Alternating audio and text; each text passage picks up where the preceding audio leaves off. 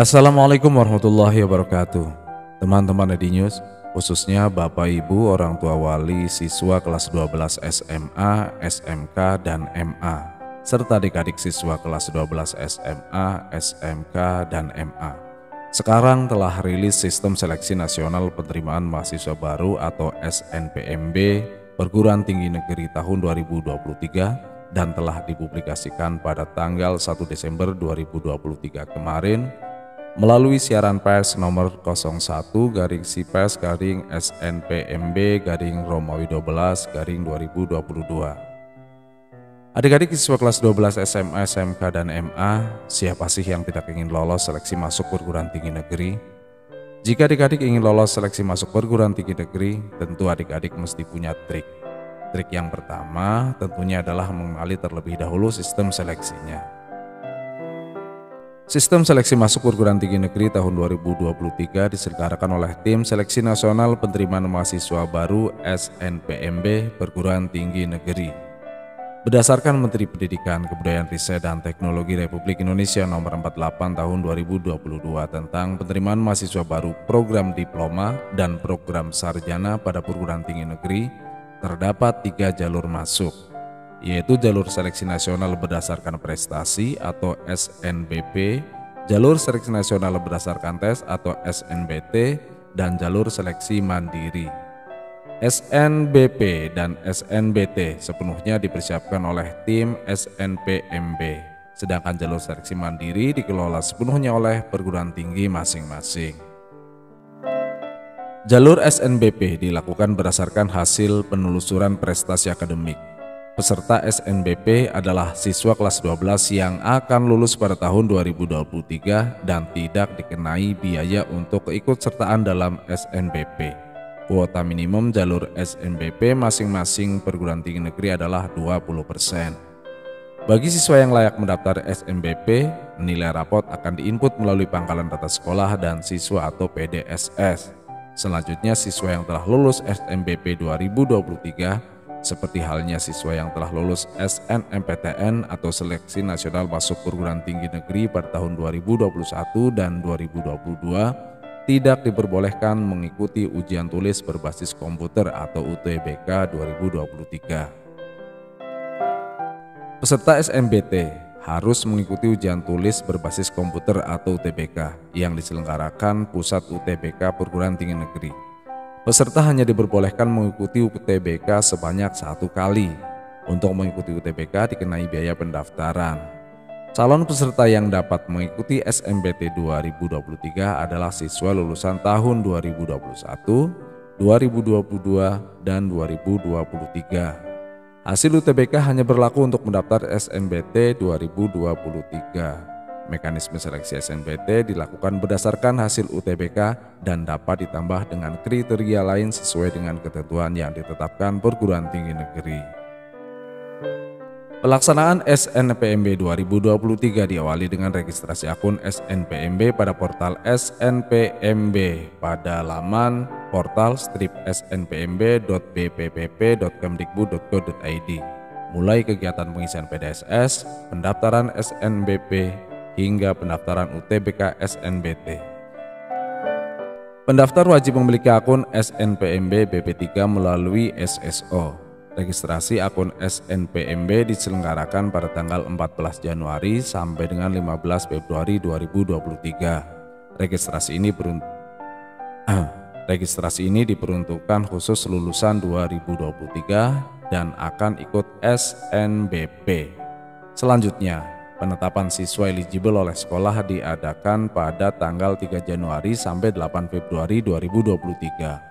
Pengisian PDSS mulai tanggal 9 Januari sampai 9 Februari 2023. Pendaftaran SNBP mulai tanggal 14 sampai 28 Februari 2023. Sementara pengumuman hasil SNBP dijadwalkan pada tanggal 28 Maret 2023. Sedangkan jadwal pendaftaran ulang peserta yang lulus SNBP dapat dilihat pada laman PTN penerima.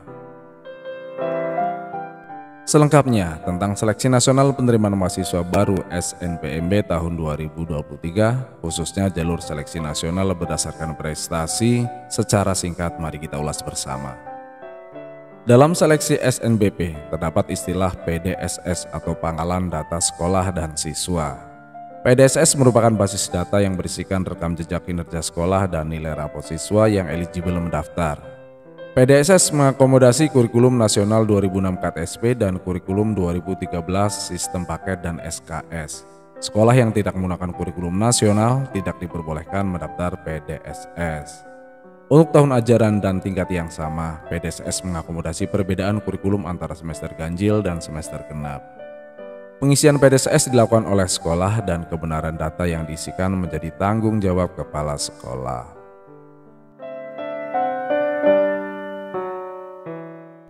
Persyaratan mengikuti SNBP tahun 2023. Yang pertama, persyaratan untuk sekolah.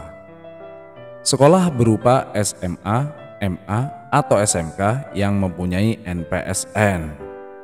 Kuota siswa masing-masing sekolah dibedakan atas akreditasi dengan ketentuan akreditasi A 40% terbaik di sekolahnya, akreditasi B 25% terbaik di sekolahnya, akreditasi C dan lainnya 5% terbaik di sekolahnya. Selain itu, sekolah wajib mengisi pangkalan data sekolah dan siswa atau PDSS. Data siswa yang diisikan hanya yang eligible sesuai dengan ketentuan. Atas dasar inilah, sebaik apapun prestasi sekolah dan siswanya, apabila tidak mengisi PDSS, maka sekolah dan siswanya tidak dapat mengikuti SNBP. Persyaratan peserta atau persyaratan untuk siswa. Siswa merupakan siswa SMA, MA atau SMK kelas terakhir atau kelas 12 pada tahun 2023 yang memiliki prestasi akademik, memiliki NISN dan terdaftar di PDSS, memiliki nilai rapot semester 1 sampai dengan 5 yang telah diisikan di PDSS. Peserta yang memilih program studi di bidang seni dan olahraga wajib mengunggah portofolio. Seperti halnya sekolah, sebaik apapun prestasi siswa, jika pada aplikasi PDSS tidak dientrikan datanya oleh sekolah, maka siswa tersebut tidak dapat mengikuti SNBP. Pilihan program studi. Setiap siswa dari jurusan IPA, IPS, atau bahasa diizinkan memilih program studi di perguruan tinggi negeri. Setiap siswa dapat memilih 2 program studi dari 1 perguruan tinggi negeri atau 2 perguruan tinggi negeri. Jika memilih 2 program studi, salah satu harus berada di perguruan tinggi negeri pada provinsi yang sama dengan SMA, MA, atau SMK asalnya. Jika memilih 1 program studi, dapat memilih perguruan tinggi negeri yang berada di provinsi manapun. Untuk pilihan program studi, terdapat perbedaan yang kontras dengan tahun sebelumnya ketika masih menggunakan istilah seleksi masuk perguruan tinggi negeri atau SNMPTN, di mana pada tahun sebelumnya sangat disarankan agar tidak lintas minat. Artinya, siswa dengan program IPA atau bahasa tidak disarankan untuk memilih program studi perguruan tinggi yang berhubungan dengan program IPS di SMA-nya. Siswa dengan program IPS atau bahasa tidak disarankan untuk memilih program studi perguruan tinggi yang berhubungan dengan program IPA di SMA-nya. Siswa dengan program IPA atau IPS tidak disarankan untuk memilih program studi perguruan tinggi yang berhubungan dengan program bahasa di SMA-nya. Berikutnya, tahapan pendaftaran SNBP tahun 2023. Pertama, pengumuman kuota yang akan disampaikan pada tanggal 28 Desember 2022 dan layanan masa sangkah tentang kuota paling lambat Jumat tanggal 17 Januari 2023 pukul 15.00 waktu Indonesia Barat. Kedua, registrasi akun SNPMB bagi sekolah yang belum memiliki akun. Ketiga, registrasi akun SNPMB bagi siswa. Keempat, lihat data. Data yang dimaksud adalah data yang diinformasikan oleh SNPMB tentang jumlah siswa yang eligible mendaftar SNBP berdasarkan akreditasi sekolah. Kelima, sekolah menentukan calon peserta berdasarkan data SNPMB dari jumlah siswa dan akreditasi di Dapodik Pusdatin Kemdikbud atau Emis Pendis Kemenag.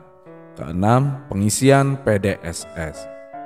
Ketujuh, pendaftaran SNBP. Siswa yang masuk datanya dalam PDCS melakukan pendaftaran. 8. Pilihan PTN dan program studi. 9. Pengunggahan portofolio. 10. Seleksi jalur SNBP. 11. Pengumuman. Dan 12. Daftar ulang. Berikutnya ketentuan pemeringkatan siswa oleh sekolah. Dalam hal pemeringkatan siswa terdapat perbedaan dengan tahun sebelumnya ketika masih menggunakan istilah SNMPTN. Jika tahun sebelumnya pemeringkatan didasarkan atas mata pelajaran berdasarkan jurusan, seperti jika jurusan IPA yang diperingkat adalah mata pelajaran matematika, bahasa Indonesia, bahasa Inggris, kimia, fisika, dan biologi. Jika jurusan IPS yang diperingkat mata pelajaran matematika, bahasa Indonesia, bahasa Inggris, sosiologi, ekonomi, dan geografi. Jika jurusan bahasa yang diperingkat adalah mata pelajaran matematika, bahasa Indonesia, bahasa Inggris, sastra Indonesia, antropologi, dan salah satu bahasa asing. Sementara jika SMK yang diperingkat adalah mata pelajaran matematika, bahasa Indonesia, bahasa Inggris, dan kompetensi keahlian.